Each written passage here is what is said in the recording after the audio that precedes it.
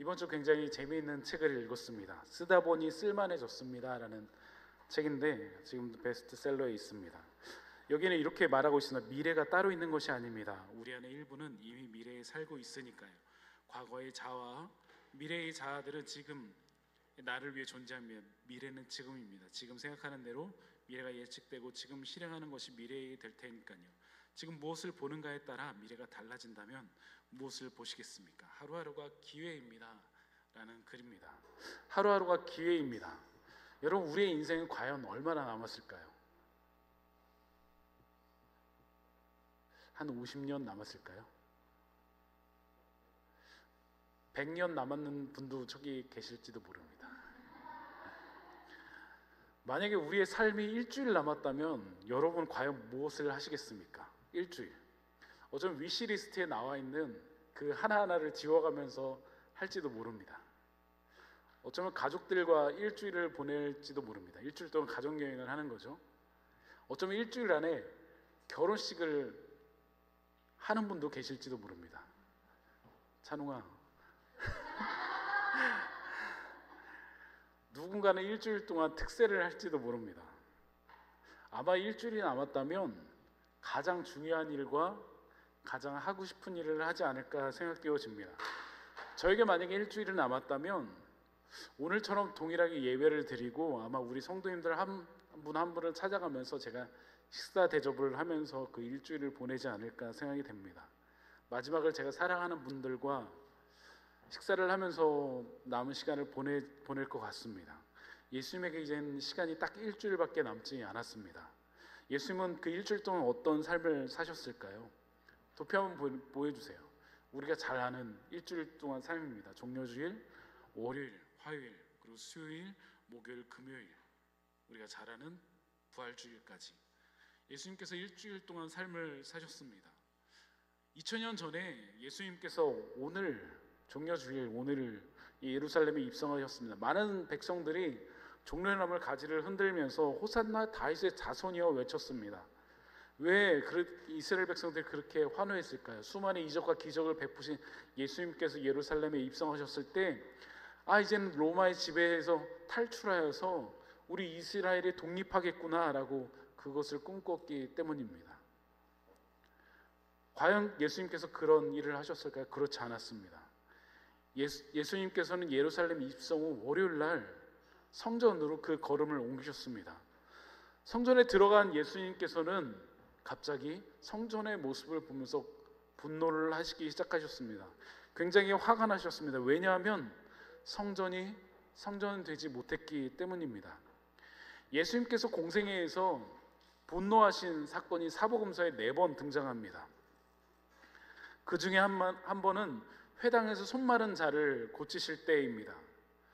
예수님께서 분노하셨던 이유는 바리새인들의 완고한 마음 때문이었습니다. 성경에 보면 그들의 마음이 완악함을 근심하사 노하심으로 라고 말씀하고 있습니다. 바리새인들은 당시 아픈 사람들보다 자신들의 만든 율법을 더 중요하게 생각했기 때문입니다. 그 바리새인들의 위선 때문에 예수님께서 분노하셨습니다. 여기서 분노는 거룩한 분노를 의미합니다. 두 번째는 나사로의 무덤 앞에서 심령의 비통이 여기시고 불쌍히 여기사라고 표현하고 있는데, 여기서 비통이 여기시고라는 이 표현이 분노의 뜻을 내포하고 있습니다. 죽음을 앞에 두고 절망한 그들의 모습을 보면서 또 믿음 없음을 보면서 예수님께서 깊이 탄식하셨습니다. 이 말은 우리가 생각하는 분노와는 조금 다른 모습입니다. 또 하나는 아이들이 예수님께 다가가는 모습을 보며 제자들이 저지하자 그들을 꾸짖으시며 노하셨다라고 성경이 표현하고 있습니다. 그리고 그 하나가 오늘 본문에 등장합니다. 예수님께서 왜 남은 일주일의 삶을 두시고 왜 성전을 향해서 이렇게 거룩한 분노를 표출하신 것일까요? 그 첫 번째는 성전이 강도의 소굴이 되었기 때문입니다. 오늘 이 내용을 살펴보려면 당시 이스라엘 배경을 잘 살펴봐야 됩니다. 당시 유월절이 다가오면 유대인들은 성전을 찾아 예배를 드렸습니다. 당시의 제사는 동물의 피를 드리는 피의 제사였습니다. 레위기에서 말씀처럼 자신의 형편에 따라 소를 드리든가 양을 드리든가 비둘기를 드리든가 곡식을 가져다 드리는 것이 당시의 제사였습니다. 우리가 잘 아는 것처럼 구약의 유대인들은 분열 왕국 때 곳곳에 흩어졌습니다. 분열 왕국에 의해서 북이스라엘의 아수르의 망하고 남유다는 바벨론 포로로 끌려갔습니다.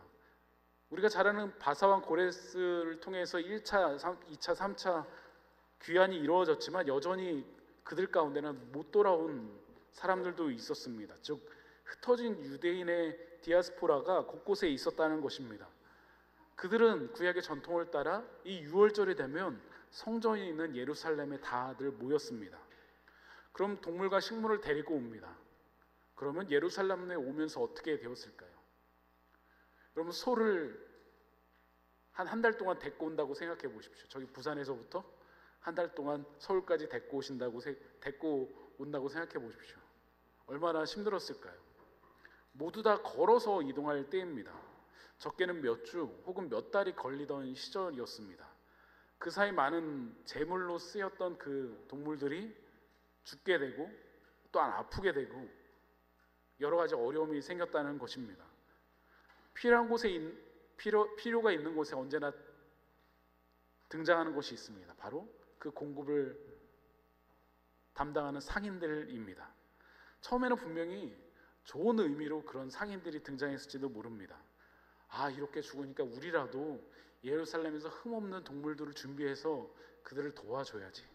그런데 하나둘 상인들이 생기고 나니까 공급에 따라 이제 비둘기 한 마리 남았어요.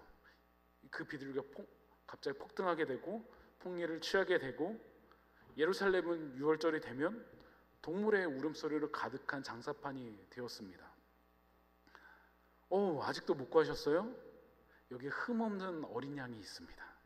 우리 곡식 정말로 좋습니다. 싸게 해줄게요. 지금처럼 교통편이 좋아지기 한참 전입니다. 그럼 어떨까요? 모두가 비싼 값을 지불하고 그 제사로 드릴 흠없는 양, 소, 비둘기, 곡식들을 구했을 것입니다. 게다가 그것이 흠없는 동물이라는 보장도 없었습니다. 거기에 그치지 않았습니다. 성전 주변에서 분명히 장사할 수 있었을 텐데 이젠 성벽 안으로까지 들어와서 장사를 하기 시작했습니다. 사실 유대인들의 제사를 돕고자 그들이 시작했을지 모르지만 예수님께서 강도의 소홀이라고 말씀하셨던 것처럼 폭리를 취하고 결국 너무나 비싸서 제사를 못 드리는 유대인들도 분명히 생겨났을 것입니다. 예수님의 공생의 삶이 이제 일주일 남았습니다. 예수님이 일주일 남기시고 첫 번째 하신 일이 바로 성전을 정화하는 것입니다. 교회가 교회되는 것, 예배가 예배되는 것입니다. 그럼 우리는 어떨까요? 우리 교회에 만약에 큰 돈이 만약 수십억이 주어진다면 우리 교회는 어떻게 달라질까요? 함께하는 교회에 수십억의 헌금이 싹 들어온다면 당장 대천에 개척을 할 수 있을까요? 한 목사님이 한국 교회의 기도의 반이 돈 문제라고 했던 말이 기억이 납니다. 로또 1등이 몇 번 되면 우리 기도의 반은 없어진다는 이야기입니다. 우리의 기도는 과연 어떨까요? 지금 40일 반뼈를 진행 중에 있습니다. 저는 4년째 그 반뼈를 여러 가지 모습으로 섬기고 있습니다. 반뼈를 섬기면서 제일 많이 경험하는 것은 기도에 대한 부르심입니다.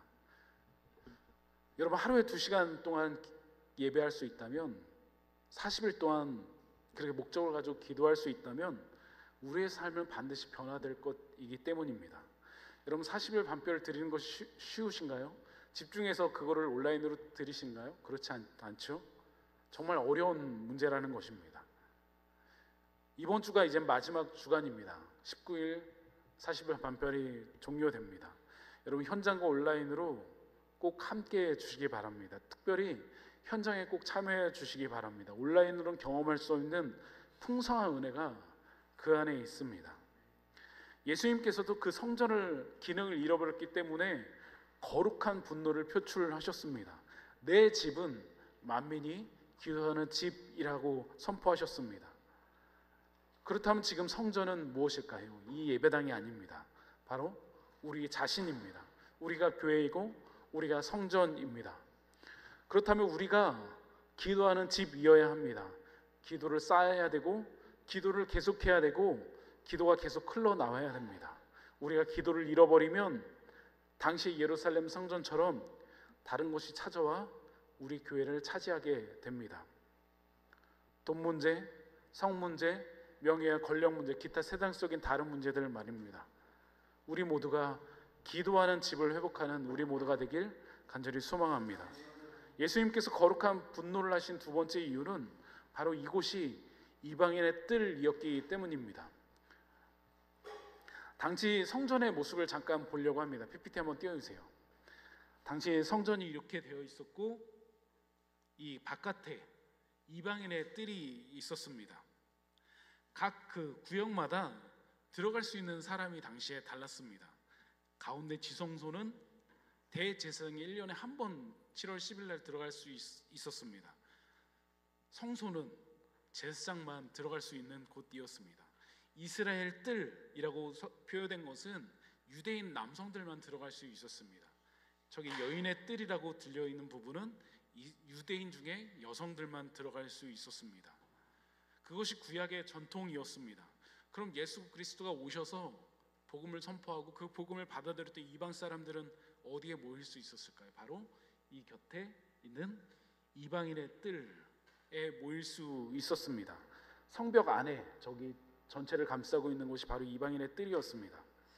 그런데 이곳은 벌써 제사로 쓰일 물건들을 사고 파는 사람들로 가득해졌습니다. 성전은 무엇을 하는 곳이라고요? 예배하고 찬양하는 곳이었습니다. 사마리 여인과 같이 예수님을 통해서 복음을 받아들였던 그 사람들이 이곳에 와서 하나님을 만나고 예배하는 곳이 이방인의 뜰이었습니다. 즉 이방인의 뜰은 이방인들이 찾을 수 있는 유일한 장소였습니다. 열려진 교회인 곳입니다. 그런데 이곳에 동물의 울음소리, 동전소리, 물건을 사고 파는 소리로 가득합니다. 여러분 그곳에서 예배할 수 있었을까요? 찬양할 수 있었을까요? 이제 막 복음을 받아들인 이방인들이 동물의 울음소리가 가득하고 그런 거에 예배할 수 있었을까요? 그러지 못했을 것입니다. 그럼 이곳에 물건을 사고 판 사람들은 누구일까요? 최소한 성전에 들어온 사람은 유대인이었을 것입니다. 유대인들이 제사 물건을 사고 함으로써 하나님을 만날 수 있는 그 장소를 점령해 버린 것입니다. 예수님은 참을 수 없었습니다. 만민이 기도하는 집이라고 말씀하신 것은 단지 유대인만을 뜻하는 것이 아니었습니다. 온 세상 이방인까지 말씀하신 것입니다. 그래서 사도행전에 성령이 임했을 때 온 유대와 사마리아와 땅끝까지 이르러 내 증인이 되리라 말씀하신 것입니다. 이것이 예수님의 복음 사역의 핵심이었습니다. 오늘 만민이 기도하는 집이라고 말씀하신 것은 이사야 56장과 예레미야 7장을 인용한 말씀입니다. 모든 백성이 와서 이곳에 와서 하나님을 만나야 되는 것입니다. 우리 교회는 그러면 어떨까요? 저는 우리 교회는 누구나 찾아올 수 있는 문턱이 낮은 교회라고 생각합니다. 저는 11시에 예배를 드리고 우리 교회도 와달라고 요청을 하곤 합니다. 누구나 계속 올 수 있는 교회가 되길, 더 평강교회가 되길 저는 소망하고 있습니다. 어떤 누가 와도 저녁에 맛있는 복음 맛집을 경험하고 가는 것이 제 소망입니다. 우리 교회가 만약 규모가 커지더라도 끝까지 이렇게 문턱이 낮은 교회가 되길 원하고 있습니다. 이번 40일 밤별 13일차 설교하신 수원은혜교회 황윤성 목사님의 설교가 제 오랫동안 마음에 남았습니다. 목사님 맨 땅에 헤드에서 개척을 하셨는데 개척을 하실 때 한 불편한 분이 교회를 찾아오셨다고 합니다.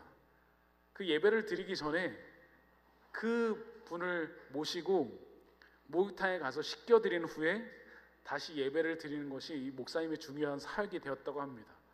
근데 그것이 소문이 나자 몸이 불편하신 분이 계속 이렇게 한 명씩 찾아오셨다고 합니다. 지금 교인 수가 한 2,000명 정도 되는데 여전히 목사님께서 목욕탕에 가셔서 그분들을 씻겨주시고 예배를 인도하고 계시다고 합니다. 목사님이 하신 말씀도 굉장히 기억이 납니다. 교회가 완벽하게 일하려고 하기 때문에 다툼이 일어납니다. 영혼에 더 관심을 갖고 엉성하게 사역하자를 우리 교회는 강조하고 있습니다. 그래서 개척하신 이후에 김장을 한 번도 안 하셨다고 합니다. 왜냐하면 김장을 하면 다투기 때문입니다. 그래서 우리 교회는 김장을 사서 먹습니다. 여러분 교회도 사서 먹으십시오라고 했던 기억이 납니다. 여러분, 우리가 영혼에 관심을 갖고 기도하면 때는 우리의 영성함과 부족함이 하나님의 통로가 돼서 전도의 문이 열리게 됩니다. 올해는 우리 자신의 이방인의 뜰에서 전도가 이루어지는 놀라운 은혜가 있기를 간절히 소망합니다. 예수님께서 분노하신 세 번째 이유는 바로 심판을 예고하고 있었기 때문입니다. 당시에 종교 지도자들이 있었습니다. 산헤드린, 바리새인, 서기관, 사두개인, 이들 모두 정치 집단이 되어 유대 사회를 자기 힘으로 움직였던 사람들입니다. 그들은 그들이 만든 전통으로 사람들을 정죄하고 심판하였습니다. 성전에 들어가셔서 예수님은 상인들의 판을 엎으셨습니다. 그들의 모두 쫓아내시면서 이곳은 만민 기도하는 집이라 라고 말씀하셨습니다. 이방인의 뜰까지 올 수 있었던 이유는 당시 종교 지도자들이 그거를 허용했기 때문입니다. 보이지 않는 거래도 분명히 있었을 것입니다. 예수님께서 그들을 향해서 내 집은 만민이 기도하는 집이라 라고 말씀하셨을 때, 선포하셨을 때 그들의 반응은 어땠을까요? 분명히 그런 말씀을 들었을 때 회개하고 돌아가야 됩니다. 그것이 믿는 자의 당연한 반응입니다. 회개를 촉구하셨을 때 우리가 회개에 반응하는 것 말입니다. 그런데 그들은 그러지 않았습니다. 산헤드린, 바리새인, 사두개인, 서기관 모두 다 정치 세력이었습니다. 그런데 그들의 마음이 동시에 하나가 되었습니다. 우리 한국도 여당과 야당이 있습니다. 정책 하나를 가지고도 하나가 되기 굉장히 어렵습니다. 그런데 그 네 개의 집단이 하나가 되었습니다. 그들은 원래 시대가 다르기 때문에 하나가 되기 어려운 집단인데 그들의 마음이 하나가 되었습니다. 무엇에 하나가 되었을까요? 예수님을 죽이자에 하나가 되었습니다.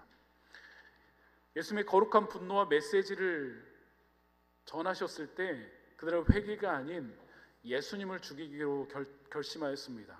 왜냐하면 예수님의 진리가 그들의 잘못을 정확히 꿰뚫고 있었기 때문입니다. 예수님이 이 사건을 통해서 하나님 심판이 너희들에게 임할 것이다, 유예되지 않는다라고 말씀하신 것입니다. 지금은 회개할 기회고 돌아올 시간이라고 그들에게 강력하게 메시지를 전하신 것입니다. 그리고 우리에게도, 그들에게도 시간이 얼마 남지 않았다라는 종말론적 경고입니다. 여러분, 우리에게는 과연 얼마나 시간이 남아 있을까요? 우리에게는 얼마나 시간이 주어졌을까요? 오늘 말씀을 정리하고자 합니다. 이번 주 금요일, 토요일, 지난주 금요일, 토요일은 6월에 알바니아로 출국하시는 신사랑 선교사님 가정과 함께 리트릿을 가졌습니다. 저희가 금요일 3시 20분에 신사랑 선교사님 가정과 함께 여기 광명에 있는 테이크 호텔에서 만나기로 했습니다. 저희가 3시 20분쯤 테이크 호텔에 도착했습니다. 그런데 막 안내 문자가 도착했습니다. 이 근처에 사고가 났다고요? PPT 한번 띄워주세요. 오늘 3시 17분 광명 양지사거리 부근 붕괴 사고가 일어나서 실종 3명, 생존 1명 고립. 근데 저희가 이 길을 그대로 이렇게 지나갔던 길입니다. 근데 저희가 3시 20분에 이 테이크 호텔에 도착했습니다. 그렇다면 불과 1, 2분 사이에 이곳에 그 일이 일어났다는 것입니다. 저희가 만약에 1, 2분만 늦었으면 뉴스 일면에 저희가 나왔을지도 모르는 일이었습니다. 그때 저의 마음속에 찾아온 메시지가 있습니다. 나에게도 시간이 많지 않구나라는 것입니다.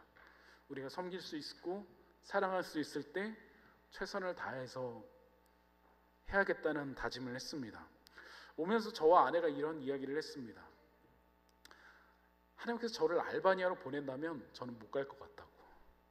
그 동네 많이 춥다고 합니다. 영하 40도까지 떨어지고 난방도 안 된다고 합니다.